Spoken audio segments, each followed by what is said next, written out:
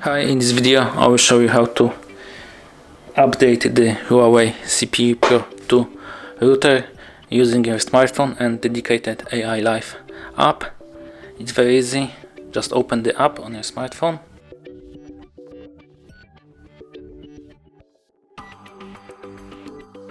Wait a moment, go to the device settings.